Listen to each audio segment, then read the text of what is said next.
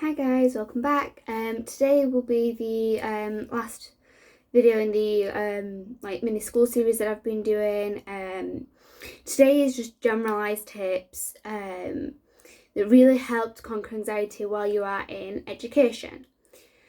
Now, obviously, a lot of people who go to school either end up being bullied, whether it's by a student or a teacher, or just surrounded by people that are either very distracting or just very negative people to be around in general. Now, although you can't really get rid of this while you're at school, there are people you can report it to, so like teachers or heads of years, principals, head teachers, stuff like that. Or, you can ask your teacher to move to a different seat in the class, something like that. And my first tip today is to try and avoid those people the best that you can. Even if that means you have to move classes, the anxiety of moving classes will be significantly less than the anxiety that you'll go through having to go to the classes with these people. So try to avoid them the best that you can. Sometimes it is easier to keep to yourself if that's possible. Yes, it's quite antisocial, you don't end up making that many friends, but keeping to yourself and focusing on our education is overall better for you. Tip number 2 would be to get up half an hour earlier than what you would have to.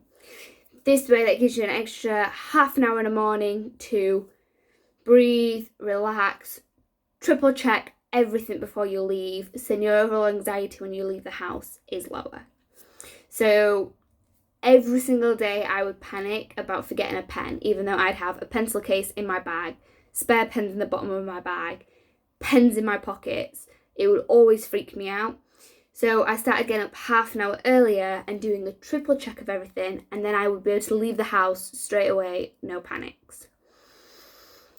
Tip number 3, if you travel quite far, whether this is bus, car, maybe it's a 20-minute walk, try and set off earlier so that you're there 15 minutes earlier.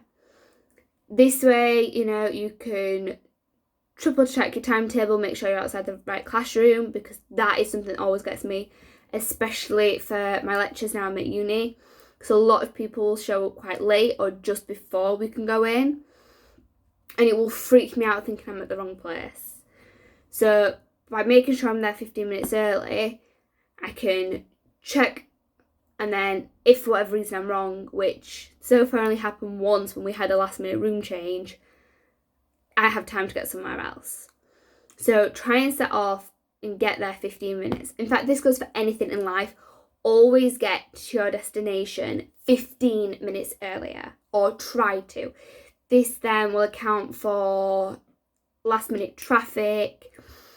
Maybe you hit every single red light, maybe you get a bit lost. Always try and aim for 15 minutes minimum early. Obviously, if you travel a lot further and you have things like motorways that you have to go across if you drive, I would up that to half an hour early just in case there's an accident. Yes, some accidents can take hours to clean up, but a lot of the times, especially early in the morning, they tend to open up one lane at least within half an hour of an accident if they can. Obviously, if there is if for whatever reason setting off early doesn't help you, you can always email to say you're going to be late. I found that even setting off early, sometimes I would end up late due to last minute traffic, especially on Monday mornings when I was at college. I'd have a 9 a.m. and I would even get the earlier bus than what I would for any other 9 a.m. and would still be late. And it would just be because of normal morning traffic with schools. My teacher wasn't that bothered, because for any other lectures I'd be there early, and I would stay later after this just to do the starter activities that we'd have in the morning, like that I'd miss, because all I would really miss would be the starter and then the register. Obviously some of your teachers won't be cool with this, so you might start even earlier. If I was to have gotten the bus before that, I would have been leaving at about 6:30 in the morning for a 9 a.m. and would be getting there before my college would even open. But then the next one was at 7:15 and I would still be getting late for 9 a.m. sometimes. And it just all depended on traffic. Tip 4. Always give yourself 5 minutes at dinner to reorganise your bag. This way, your afternoon lesson stuff you can put at the top of your bag, and then the stuff you've already done at the bottom, so you're not rummaging around your bag when you get into lesson. Tip number 5, as soon as you get into your classroom or lecture theatre or whatever, get your stuff out ready. Set up your desk, make sure it's a clean workspace. I always like having my book directly in front of me, my water bottle like the top left so I could just easily grab it, and then my pencil case to my top right. And I will always automatically put a ruler across the top of my book, like along the desk, along the top of my book, and a pen in like just on the book itself. This way, as soon as your teacher or lecturer gets in and starts teaching, you are prepared. If you aren't allowed your drinks on the desk, I put it in between my feet with my bag underneath my chair. We had a few lecture theatres where the lecturers said that we were allowed drinks in as long as they were on the floor, because the actual rule for the lecture rooms, you're not supposed to have drinks. Also, if you're there for if you are in university or you have really long college times, sometimes you're given breaks. So if we have 3-hour lectures, we are given either a 5-minute break halfway through, or just after the hour mark, we get 5 minutes, and then it's only a 50-minute session at the end rather than another third hour. I keep small snacks in my bags when I have this, just to keep me going. And I think it's because I don't have that walking time to get from one class to another. Otherwise, I'd have been able to keep going without needing anything. And I always take a hot drink, like a tea or hot chocolate in a flask, and then a water bottle in my bag, so that I have the hot drink as soon as we start. It wakes me up, it keeps me going, and then I have the water after. Tip 6. If you are able to go and look around your school, college or university before you start, I would highly recommend it.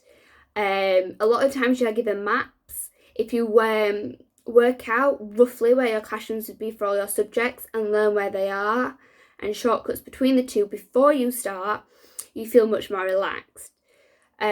We had an open day at my college, and when I was given my map, I noticed my lessons were literally going to be above each other.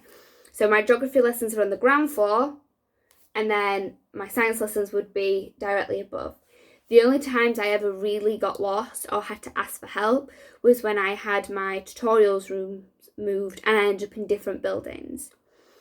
I even had to do this in my second year. I had to ask some of my friends because they'd been in buildings I'd never had to be in. So for my second year, my tutor classes were in the maths building, which I'd never had to go in. And then in my first year, they were in the IT room, right at the very top, in what would have been like a converted loft by the looks of how things were laid out. And it was really confusing because there was no signs. Yes, it can be scary to try and ask people. At my college, my university, we have student ambassadors that on the first week, as well as freshers fairs and opening days, they wear different tops and lanyards, and it is so much easier to go talk to them than anybody else. But always try and find a teacher to ask, because the anxiety always tends to be a lot lower. 7, always throw yourself into an extracurricular. Yes, it can be hard. Try and do something you enjoy. At college, I never really did this. I had my taekwondo that I'd been doing for ages that helped build my confidence. It kept me busy. Keeping busy really helped me deal. And then at university, I found a society called RAG, which stands for Raising and Giving, which is all about fundraising and volunteering and giving back. And this is something I'm really passionate about and something that I've never had anxiety towards. And it's one thing that I know I could wake up in the morning and decide to do it without any plans, or even wake up in the morning and have a phone call saying, hey, can you come cover? And I would be fine. So I joined that and it really helped. And then I also became a student ambassador with one of my friends. I do feel quite anxious a lot doing this because a lot of the times I have been placed by myself in areas. It has been very rare that I have ended up being placed with a friend. But hearing other students and parents with anxiety in relation to going to university, especially after I've obviously dealt with it and suffer with anxiety pretty much full time, it helps because helping others has really helped me. But try and throw yourself into extracurriculars, no matter how hard it is. And if it's something you enjoy, you tend to feel really anxious till walking through the door, and then all your anxiety goes away. 8, try to be involved in your school or your university as much as possible. Whether you run for student council, you join a society that supports it, maybe you want to work for your university in like, I don't know, maybe you have like a shop in it, we have a spa in ours, something like that. Trying to get more involved in your school makes you feel more comfortable. Obviously I have my student ambassador jobs, my RAG, I have meetings quite regular. We used to go to the union and have it with the head of volunteering and fundraising at the uni. And it, especially if you are interacting with staff, you feel overall calmer about it. And it just makes it so much easier to deal with. And yeah, that's it really. Just try and get more involved in stuff. Try and do things earlier if you can. If you are looking to go into university, I know there was a few open days at my university at the start of the year before all this happened. Try and see if there's Facebook groups. I know my uni, we have a Facebook page that you get added in. Because I've just finished my foundation year and is going into first year, I've been re-added into first year groups. And try and just communicate with people. It really helps. Even if you have to actively put a post on Facebook saying, look, this is where I'm going in September. I'm really worried about it. Is there any groups? Or does somebody want to make a group? You know, stuff like that. Try and find friends online first before you go if you can. Especially if you did listen to my tips in the other videos and are not going anywhere with any of your friends, it can help. I was lucky enough that my top 2 universities, I had a friend going to each. We were all doing different courses. So I had somebody, and although I'm usually at the opposite side of the university to my friend, when I was struggling the first week, he helped, and I ended up making a new friend who was feeling the same quite fast. And I think it's because you can pick up on other people because you have either the same reaction to stuff, the same body language. Maybe you tap your foot obnoxiously. I know I do that, or I bounce my leg, and it's easy to pick that up on somebody else because you do it.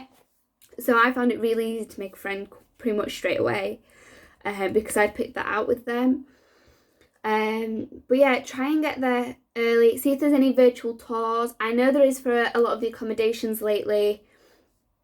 If you know somebody who's at that university already and they are either back at student accommodations or still there, try and get them to do a virtual tour for you. Yes, they can't go inside many of the buildings. I know my university, our library has just opened. I think it's an appointment basis. And then our union has reopened for like the restaurant and the pub that we have in there. I'm pretty sure our spa had been open the whole time, but then the club's not open yet. Although I don't know if it is open through summer anyway. So if you have somebody that you know that's already there, try and ask them, even if they just walk around filming, and not really saying anything and just giving names of buildings, maybe FaceTime them. Maybe you can organise a trip to come see them and let them give you a socially distanced safe tour. I know the government rules have been changing quite a lot, but I'm pretty sure as of recent you can have 2 households inside, or you could last time I checked. So if you are both okay with it and your families are okay, maybe you could see if you could stay over at theirs for a night, give you a feel for it.